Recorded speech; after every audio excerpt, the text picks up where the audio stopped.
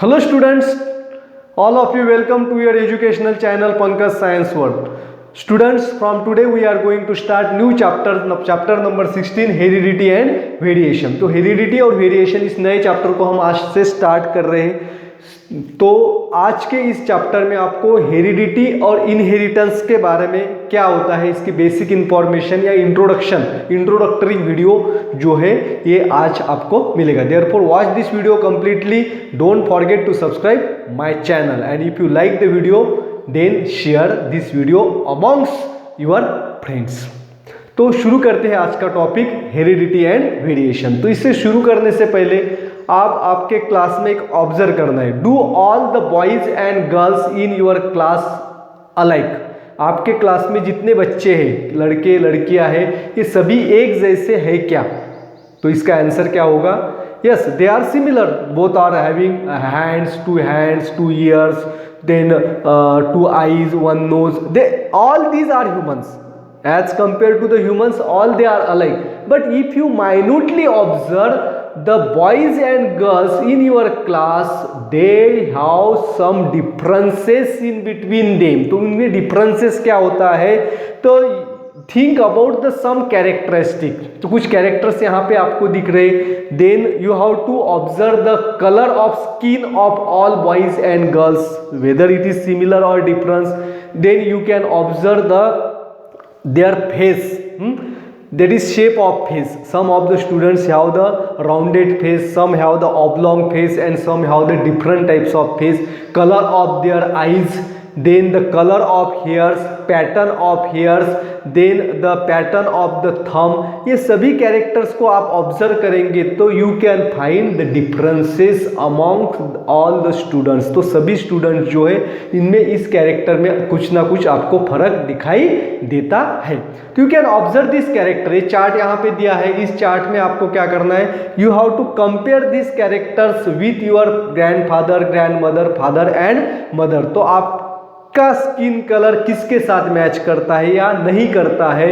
Then the pattern of your thumb का pattern किसके साथ मैच करता है या नहीं करता है। तो ये सब के बारे में, उनका इनमें डिफरेंसेस क्या है या सिमिलरिटीज, किन दोनों का सिमिलर है, किन का डिफरेंस है, ये चार्ट आपको यहाँ पे कंप्लीट करना है। Earlier we have studied that there is a great variations within the every species in nature. तो हमारे नेचर के अंदर जो अलग अलग स्पीसीज है, तो हर एक स्पीसीज के अंदर हमें वेरिएशंस दिखाई देता है। वेरिएशन मीन्स विविधता, अलग जो है वेरिएशंस जो है वो दिखाई देता है। एक जैसे ही नहीं होते सभी ऑर्गेनिजम्स, एक ही स्पीसीज के, उनमें थोड़ा थोड़ा फर्क होता है।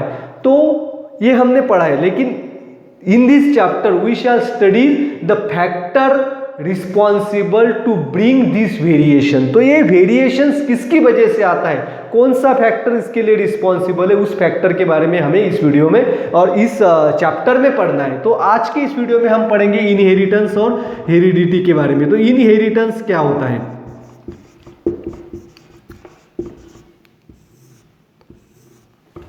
वांशिकता जिसे कहते हैं, इनहेरिटेंस, दैट इज द वंशावळ या वांशिकता जिसे कहते हैं, inheritance. There is a branch of science, there is a branch of biology which studies the transmission of characteristic of organism from one generation to the next and the genes in particular is called as genetics. The inheritance it leads with the genetics. इसका संबंध किसके है? Genetics का है। तो genetics क्या है? एक बायोलॉजी की एक ब्रांच है जिसमें ऑर्गेनिजम्स में एक जनरेशन से दूसरे जनरेशन में कैरेक्टरिस्टिक कैसे ट्रांसमिट होते हैं, तो इसका अध्ययन इसमें किया जाता है। और ये जो कैरेक्टरिस्टिक ट्रांसमिट होते हैं जीन के फॉर्म में ट्रांसमिट होते हैं। जीन के फॉर्म में जीन्स ही जो है वो एक जनरेशन से दूसरे जनरेशन में ट्रांसमिट होते हैं, और दिस जीन्स, ये जीन ही रिस्पॉन्सिबल है जिसकी वजह से वो कैरेक्टर्स जो है वो पेरेंट और ऑफस्प्रिंग के कैरेक्टर्स उस ऑर्गेनिज्म में या प्रोजेनी में हमें दिखाई देते हैं। तो जेनेटिक्स क्या है? तो इस जेनेटिक्स के बारे में भी हमें इस यहाँ पे पढ़ना है। तो इनहेरिटेंस क्या होता है बच्चों? Inheritance it is the pattern. Inheritance क्या है? इट इज द पैटर्न और pathway. It is the pathway of transmission of genetic traits and its expression from one generation to next generation. तो एक जनरेशन से दूसरे जनरेशन में ये character कैसे जाते हैं, इसका पाथ क्या होता है, इस उसे कहते हैं inheritance. We know that the reproduction आपको पता है, reproduction is a life process. All living organism reproduces to produce the progeny, it produces the progeny and due to which the organisms can be sustained on the earth। तो धरती पे जीवित रहने के लिए, वो रेस जीवित रहने के लिए रिप्रोडक्शन होता है। तो रिप्रोडक्शन जो है, due to the reproduction they produces the progeny and the offsprings produce, they shows the greater similarities with their parents. और जो ऑफस्प्रिंग्स तैयार होते हैं, ऑफस्प्रिंग्स यानी संतान, संतति, बच्चे जो पैदा होते हैं, तो वो बच्चे जो है पेरेंट्स के जैसे ही होते हैं। तो रिप्रोडक्शन दो प्रकार का होता है, हमें पता है, sexual reproduction and asexual reproduction. Asexual reproduction and sexual reproduction. The organisms or offsprings produced by the asexual reproduction shows the minor variations. Minor variation. All the organisms are similar to that of the parents, but they are not exactly similar to that of the parent. There is the certain difference between parent and offspring. तो हमारे parents जैसे है वैसे ही हम होते हैं, लेकिन parents जैसे एग्जैक्टली वैसे नहीं होते, उसमें कुछ डिफरेंसेस भी होते हैं। और असेक्सुअल रिप्रोडक्शन से जो भी ऑफस्प्रिंग्स तैयार होता है उनमें माइनर डिफरेंसेस, माइनर वेरिएशंस हमें दिखाई देती है। लेकिन if the organism produced by the sexual reproductions, the variations are greater as compared to the asexual reproduction. That is the, we can also see the major variations due to the in the offsprings which are produced by the sexual reproduction. तो ऐसा क्यों होता है? Why? Because in asexual reproduction only one parent is involved, that is single parent. Single parent gives rise to the new organism. For example amoeba. अब amoeba जो है, amoeba में एक अमीबा जो है उसका डिवीजन होता है और दो, there occurs the formation of two daughter amoebae and the daughter cells यहाँ पे तैयार होता है। तो this daughter cells are exactly similar to that of the parent. तो पेरेंट के जैसे होते हैं क्योंकि एक ही पेरेंट से वो तैयार हुए हैं, तो इसीलिए वो सिमिलर होते हैं। लेकिन सेक्सुअल रिप्रोडक्शन में फॉर एग्जांपल ह्यूमन बींग्स का एग्जांपल लेंगे, we are produce by the process of sexual reproduction. तो in sexual reproduction there occurs the involvement of two parents. इसमें दो पेरेंट्स होते हैं, one of them is male and another is the female, and due to which there is the contribution. तो जो offsprings तैयार हुए sexual reproduction से, यानी कि जो बच्चे तैयार हुए सेक्सुअल रिप्रोडक्शन में, उसमें जो है वो कैरेक्टरिस्टिक्स जो है वो दो पेरेंट्स के, that is from some of the characteristic they are be inherited from their father and some of inherited from the mother. Therefore we can see the major variations and the greater variation as compared to the asexual reproduction in the offsprings which are produced by the sexual reproduction. आ गया समझ में? आप यहाँ पे आप खुद भी यहाँ इसमें यहाँ पे ऑब्जर्व कर सकते हैं। यहाँ पे एक चार्ट दिया है, उसमें भी आप ऑब्जर्वेशन देख पा रहे हैं। You can observe the, carefully observe the year lobes of your classmate. आपके क्लास के अंदर जितने भी बच्चे, उनका ईयर लोब जो है वो देखिए और उनके पेरेंट के साथ उसके मैच करने का प्रयास कीजिए। अगर वो आपके पहचान के हैं तो उसमें आपको कुछ सिमिलैरिटीज दिखाई देगी और कुछ वेरिएशन। अब सभी बच्चे जो है उसमें आप सभी क्लास के बच्चों का ईयर लोब अगर ऑब्जर्व करेंगे, this is called as ear lobe. तो ईयर लोब किस बहुत सारे बच्चों का अटैच मिलेगा, कुछ बच्चों का फ्री मिलेगा और कुछ बच्चों का जो है वो थोड़ा सा अटैच है, थोड़ा सा फ्री है। इस तरह का पैटर्न आपको दिखाई देगा। You can see the pattern of thumb. ऐसा हाथ स्ट्रेच कीजिए और स्ट्रेच करने का थंब का पैटर्न आप सभी बच्चों का देखिए, उसमें आपको वेरिएशंस दिखाई देता है। Irrespective of all us being the humans, अब सभी जो है ह्यूमन बीइंग है, धरती पे जितने भी ह्यूमंस है इन सब का ऑब्जर्व कीजिए। What changes or what difference do you notice in a color of our skin? तो सभी ह्यूमंस बीइंग के स्किन कलर में आपको डिफरेंसेस दिखाई देता है। अब देखिए, आप जो है आपके क्लास में बहुत सारे बच्चे, you are studying in 9th standard, आप सभी एक ही एज के हैं। और if you observe the height of the students in your class, some of the students are tall, some of the students are short and some are having the moderate height. तो सभी की height एक जैसी है क्या? कुछ बच्चे जो है इनकी हाइट ज़्यादा होगी, कुछ बच्चों की हाइट बहुत ही कम होगी, कुछ बच्चे जो इनके मॉडरेट हाइट होती है। ऑल दिस थिंग्स, तो ऐसा क्यों होता है? All this things are depends upon the heredity. तो ये किसके ऊपर डिपेंड होता है? हेरिडिटी। तो हेरिडिटी क्या होती है बच्चों? Heredity is the transmission of characteristic from parents to their offspring is called as heredity.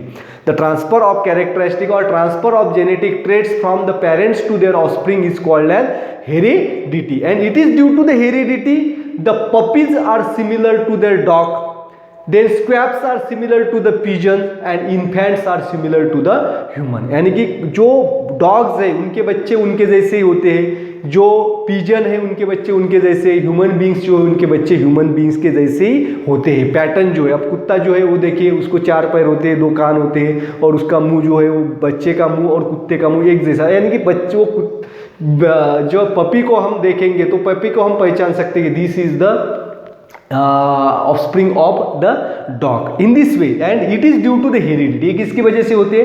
Heredity की वजह से होती है। that is they have the puppies have the genes of dog, squabs have the genes of pigeon and the infants have the genes of human beings that are inherited from their parents and that is called as heredity. तो inheritance of traits, अब ये characters जो है कैसे inherit होते हैं parents to offspring और उनका एक्सप्रेशन कैसे होता है?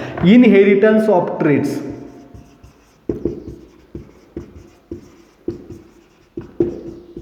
And their expression.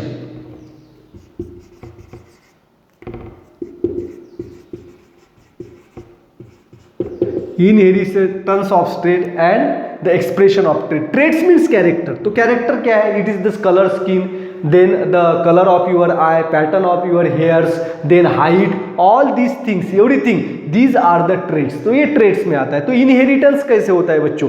तो how do the specific traits or the characteristic appears in the organism। तो ऑर्गेनिज्म में एक स्पेसिफिक कैरेक्टर यानी कि हाइट के बारे में, तो वो एकदम लंबा कैसे होता है, तो इसके पीछे क्या रीजन होता है? दो में there are many similarities between the offsprings and the parents, we can also see some of the differences in between them too. तो पेरेंट्स के जैसे हम होते हैं लेकिन एग्जैक्ट जेरोक्स कॉपीज हम पेरेंट्स की नहीं है, उसमें डिफरेंसेस भी होता है।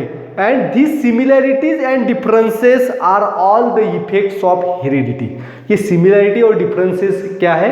हेरिडिटी की वजह से होता है। Then let us study the mechanisms by which the characteristics are transmitted and how they are expressed in our body। We know that our body is made up of proteins। the protein is a body building nutrient. Protein को क्या कहते हैं? Body building nutrients कहते हैं और protein से ही हमारी body बनती है। और whatever the proteins we are taken in our body, बाहर से जो भी प्रोटीन्स हम खाने के अंदर लेते हैं वो प्रोटीन्स का ट्रांसफॉर्मेशन अमाइनो एसिड्स में होता है और जो प्रोटीन हम बाहर से लेते हैं वो प्रोटीन वैसे के वैसे हमारी बॉडी यूज नहीं करती। तो जब ये प्रोटीन्स का डाइजेशन होता है उनका कन्वर्शन अमाइनो एसिड से होता है और उस अमाइनो एसिड से फिर हमारी बॉडी जो है जो प्रोटीन्स उनको जरूरी है हमारे बॉडी को, वो प्रोटीन्स हमारी बॉडी जो है हर एक सेल में तैयार करती है। तो the information about the synthesis of protein is stored in the DNA. तो हमारे सेल को कौन सा प्रोटीन तैयार करना है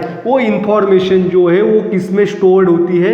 ये डीएनए के अंदर स्टोर होती है। आगे समझ में? तो डीएनए जो है डीऑक्सीराइबोज न्यूक्लिक एसिड, इसके अंदर ये इंफॉर्मेशन स्टोर होती है कौन सा प्रोटीन हमारे बॉडी को चाहिए और कौन सा प्रोटीन वहां पे तैयार करना है। तो ये इंफॉर्मेशन डीएनए में होती है। द स्पेसिफिक सेगमेंट और a part of DNA which stored the information of particular protein is called as gene of that protein।